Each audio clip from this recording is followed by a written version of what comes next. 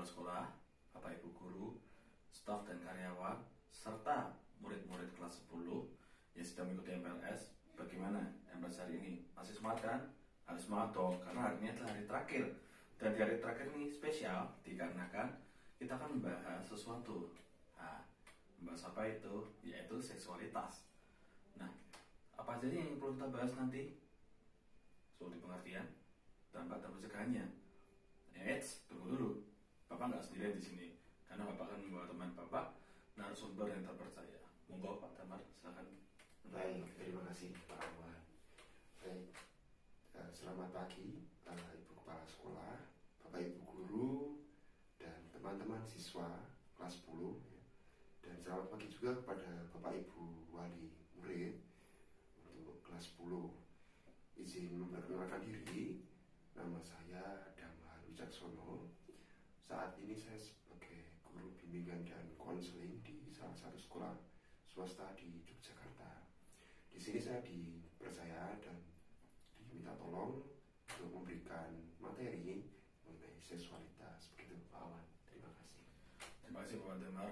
Oke, langsung saja kita membahasnya agar tidak terlalu lama. Oke, Bapak Damar. Kita tadi akan bahas tentang seksualitas.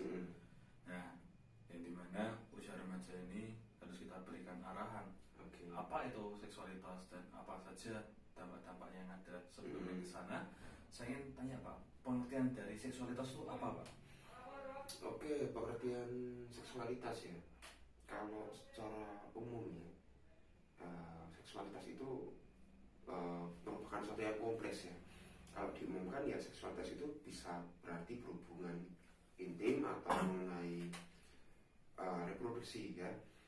Tapi kalau lebih spesifik lagi, seksualitas itu adanya ikatan, adanya ketertarikan ya, adanya ikatan emosi ya, ikatan perasaan, ikatan pikiran, dan adanya restu, ibarat kata restu ya, atau ibarat kata kesamaan sepemahaman antara satu pihak dengan pihak yang lain ya.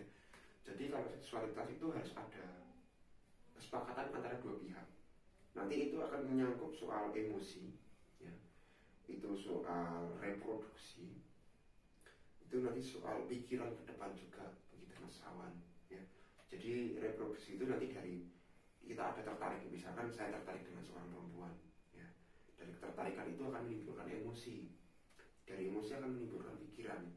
Nah, akan ditindaklanjuti ke tahap berikutnya, akan misalkan masuk ke jenjang pernikahan ya, itu akan masuk ke tahap perkembangan atau reproduksi tadi. Itulah proses dari seksualitas. Seksualitas itu bukan hanya soal berhubungan badan ya, atau mengenai reproduksi saja, tapi lebih kepada ikatan yang sudah resmi atau menikah.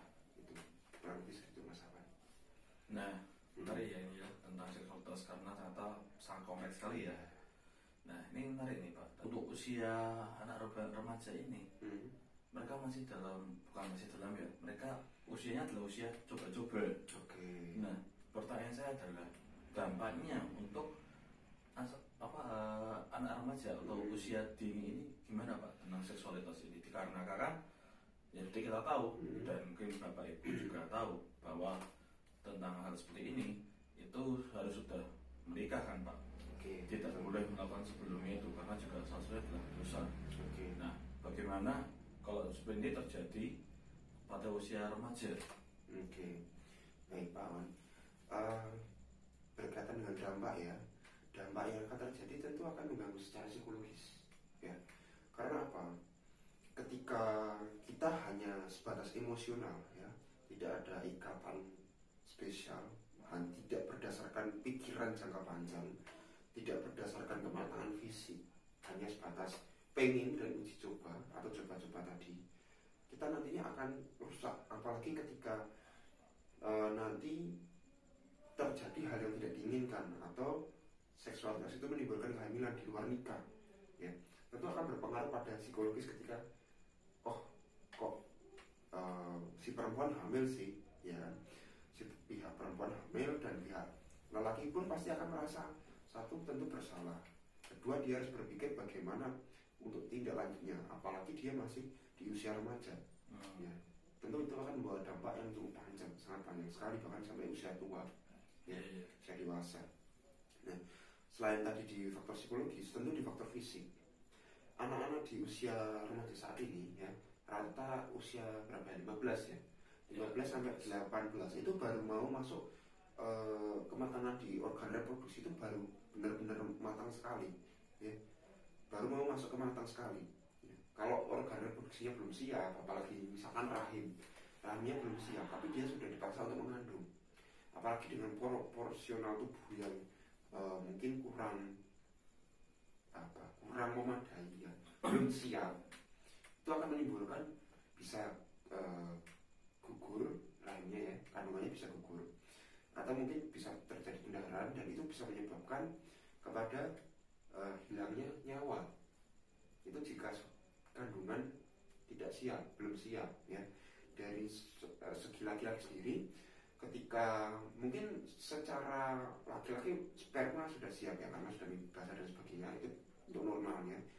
Tapi ketika dia mengalami kelainan pada organ intimnya, atau laki-laki ini mengalami kelainan pada organ intimnya, dia juga akan berpengaruh pada jangka panjang, ya. Mungkin di pelajaran biologi sudah disebutkan, ya, mungkin terkait ereksi, atau mungkin sperma yang tidak matang, ya, belum siap, atau mungkin bisa jadi nanti ada hormon yang belum matang juga, ya. Ini akan sangat berpengaruh sekali. Mungkin nanti di pelajaran yang lain pasti disinggung juga, ya. Oke. Lalu selain di faktor psikologis, ya, faktor fisik juga nanti akan berpengaruh kepada ketika karir, ya, teman-teman. Karir di sini dalam artian seperti ini. Ada beberapa instansi yang mengharapkan kita masih, maaf, tanda kutip, kamu akan dites perawan atau tidak.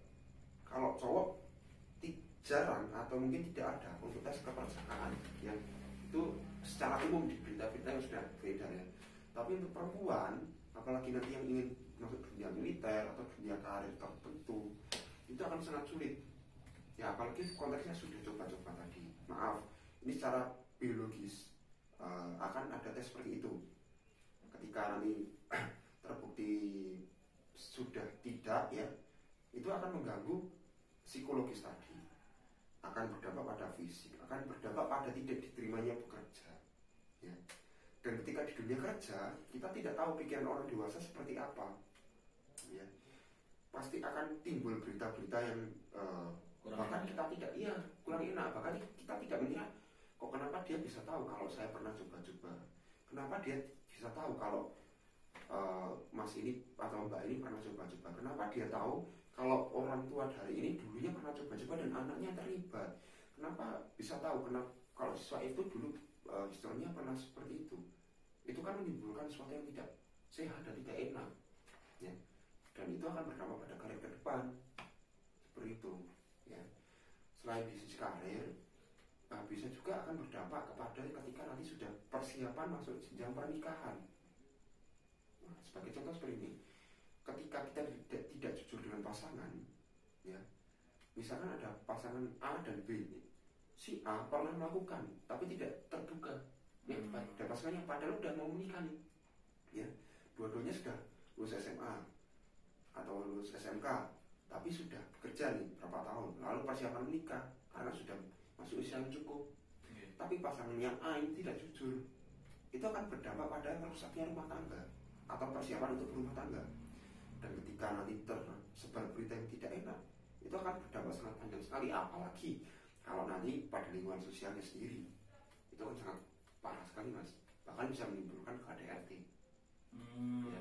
Itu sangat, itu dampak yang sangat-sangat parah dan tidak diinginkan. Dan lain lagi, selain dampak itu, ya, bisa jadi berdampak pada kondisi fisik dalam artian tertular penyakit seks, ya, atau IMS, ya. Di sini ketika mengalami infeksi menular seks, itu akan berdampak sangat-sangat panjang sekali, dan penyembuhannya pun tidak cepat, ya. Misalkan sudah pernah mendengar mungkin teman-teman raja singa atau sifilis, ya. atau mungkin manah, itu sungguh-sungguh sangat mengerikan. Kalau kita pernah lihat gambar-gambarnya atau mungkin teman-teman pernah lihat di Google, itu sangat riskan sekali kalau sampai mengalami seperti itu ya. Itu dampak-dampak yang akan dialami dan dampak yang akan mudah terlihat bahkan tersebar ya, kurang lebih seperti itu mas dampak-dampaknya. Benar ini ya, ternyata juga bisa mempengaruhi dalam karir dan dalam Betul. lingkungan sosial juga ya. Betul. Karena kalau misalkan kita dalam karir juga kan sekarang kalau nggak salah itu banyak syarat di kerjaan yang menerima syaratnya belum menikah di usia segini, boleh menikah kalau sudah berapa tahun kerja, seperti itu ya. Kebanyakan di situ dan juga dampak di sosial juga sangat impactnya sangat besar sekali ya. Betul sekali. Wow, itu anak-anak jangan pernah coba-coba, berbahaya itu.